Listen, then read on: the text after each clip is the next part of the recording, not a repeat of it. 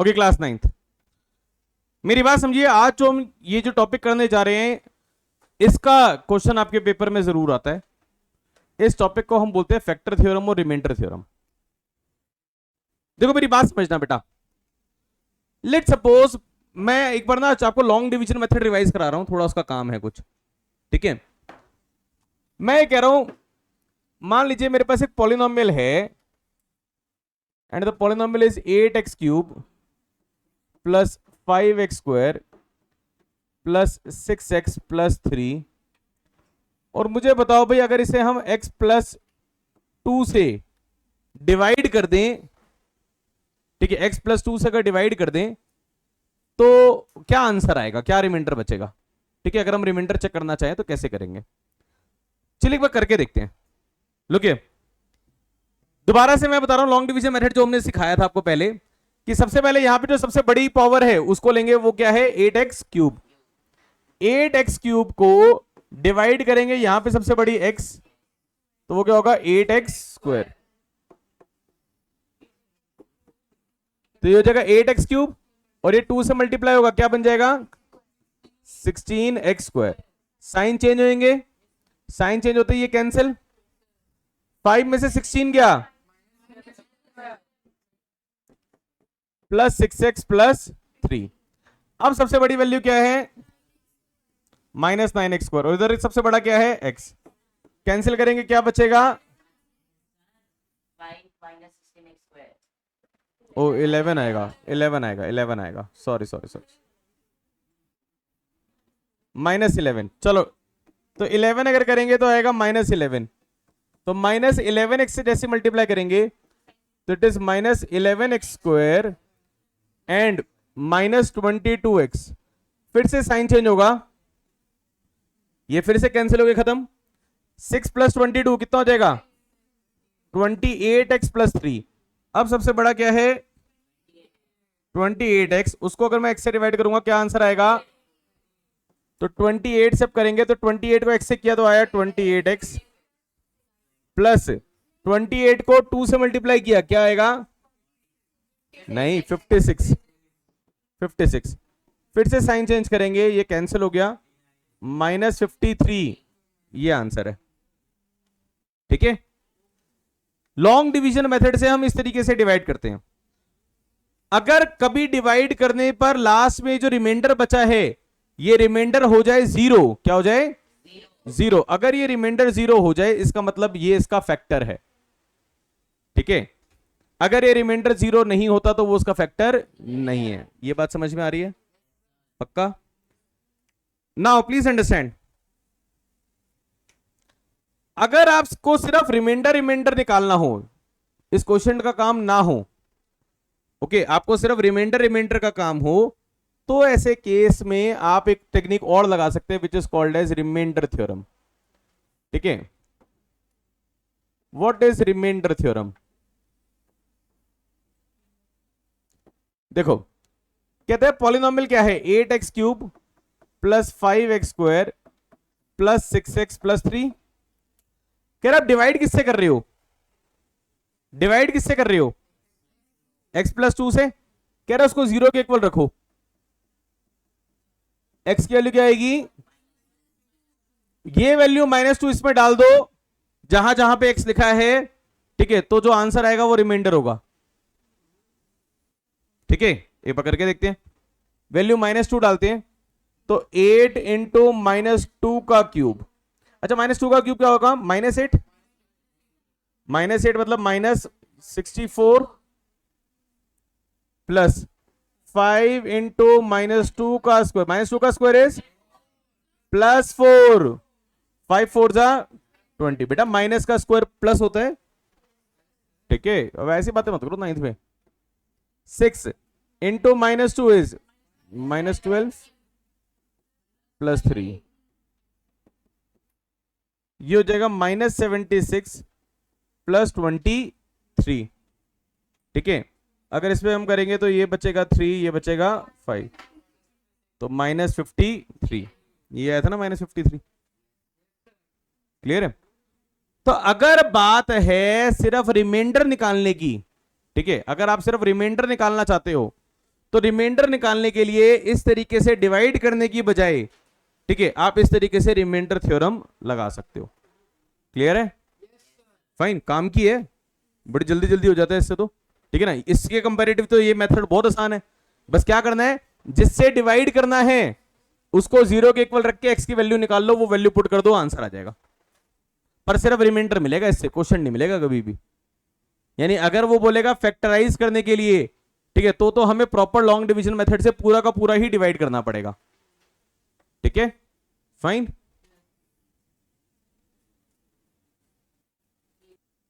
चलो एक बार ना अभी प्रैक्टिस करते हैं। मैं आपको एक पॉलिनोमियल देता हूं, आप डिवाइड करो लॉन्ग डिवीजन मेथड से भी, उससे लॉन्ग डिवीजन मेथड की भी प्रैक्टिस हो जाएगी, और फिर एक बार फैक्टर थ्योरम, ये रिमाइंडर थ्योरम निकाल के, ठीक है, इससे भी करके देखो। ठीक है, लेट्स सपोज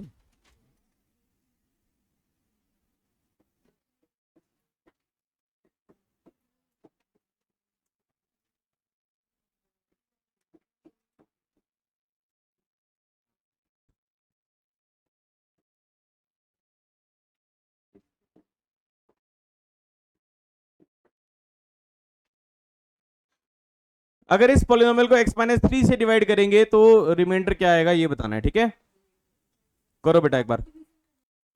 समझो इस चैप्टर का ना सबसे डिफिकल्ट पार्ट माना जाता है लॉन्ग डिवीजन मेथड।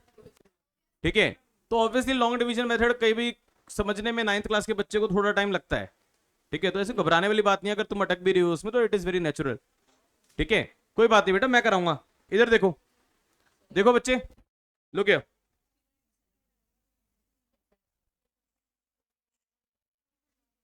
देखो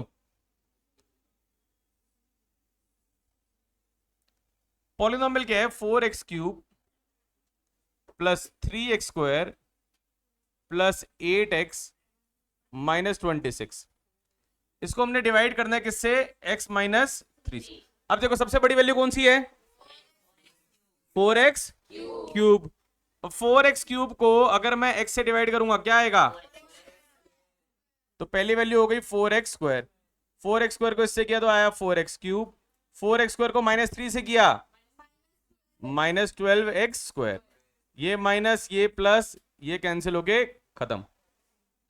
3x² प्लस 12x² कितना हो गया, 15x² plus 8x-26। Okay, is this clear? Yes. अब देखो सबसे बड़ी वैल्यू कौन सी है, इसको डिवाइड करेंगे किससे, x, तो क्या बचेगा 15x, तो प्लस 15x आई भाई अगली वैल्यू। 15x को इससे किया आया, 15x को इससे किया -45x। ठीक है, ये माइनस ये प्लस, फिर से ये कैंसिल हो गया।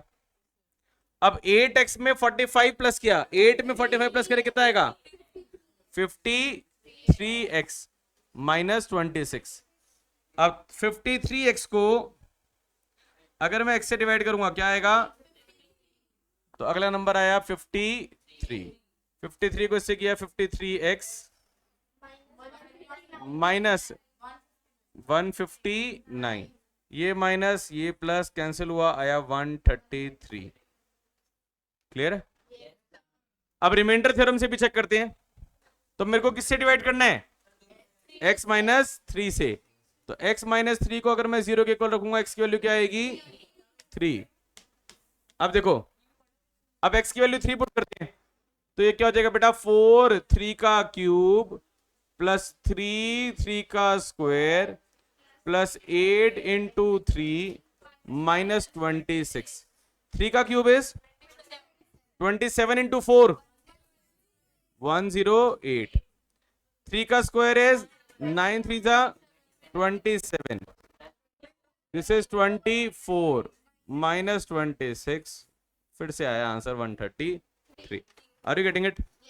दोनों केसेस में आंसर बिल्कुल सेम आ रहा है। समझ में आ रही है बात? बेटा लॉन्ग डिवीजन मेथड से डिवाइड करना आ रहा है? ठीक है, चलो एक और करते हैं।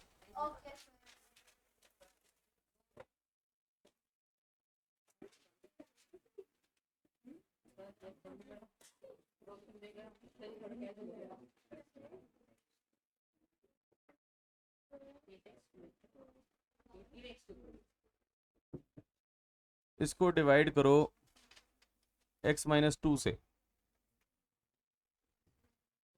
नहीं +2 से, x+2 से डिवाइड करो इसे। Okay look here, so x+2 से डिवाइड करना है किसको, 18x³ + 9x² + 6x + 14 को। अब देखो सबसे बड़ा कौन है, 18x², इसको x से डिवाइड करेंगे क्या आएगा, इसको करेंगे 18x³ + 36x², साइन चेंज होंगे, ये कैंसिल हो जाएंगे, 9 में से 36 जाएगा, कितना बचेगा, -20, प्लस कहां से, -27x² + 6x + 14। अब सबसे बड़ा कौन है, -27x², इसको डिवाइड करेंगे x से, आएगा हमारे पास -27x, ठीक है, डिवाइड करेंगे क्या आएगा, x² प्लस ये खत्म हो गया, 54 प्लस ये कितना हो गया, 60x + 14। अब सबसे बड़ा कौन है, 60x, इसको x से डिवाइड करेंगे तो प्लस, तो ये आ जाएगा बेटा 60x + 120, ये माइनस, ये 120 है यार, ठीक है, तो -106। ओके, एक बार फैक्टर थ्योरम से करके देखते हैं। हेलो, रिमाइंडर थ्योरम क्या कह रही है, सुनो इधर देखो, x+2 को 0 के इक्वल रखेंगे, x की वैल्यू क्या आएगी, -2, ठीक है, इसकी वैल्यू डालते हैं, 18 × -2 का क्यूब + 9 × -2 का स्क्वायर + 6 × -2 + 14।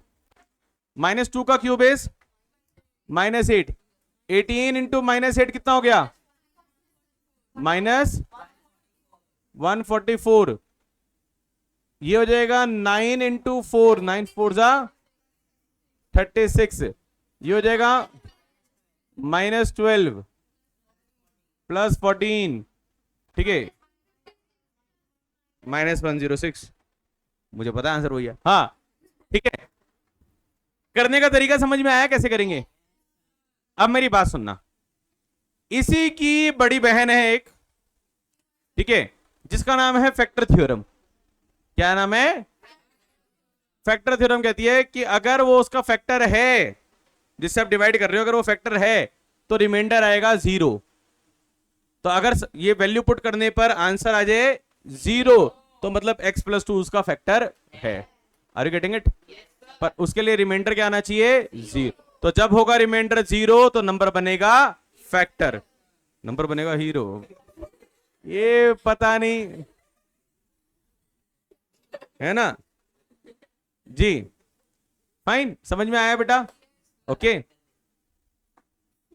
जी, हाँ कर दे बंद, समझ में आ गया बेटा सबको, रिमाइंडर थ्योरम समझ में आई, फैक्टर थ्योरम समझ में आई, ठीक है, कोई ज्यादा डिफरेंस, बच्चे कहते हैं सर इन दोनों थ्योरम्स में डिफरेंस क्या है, दोनों रिमाइंडर ही तो निकाल रही हैं, अरे नहीं ना, एक रिमाइंडर निकालती है और एक कहती है कि रिमाइंडर 0 है तो फैक्टर है, क्लियर है, फाइन, ये बात समझ में आ रही है।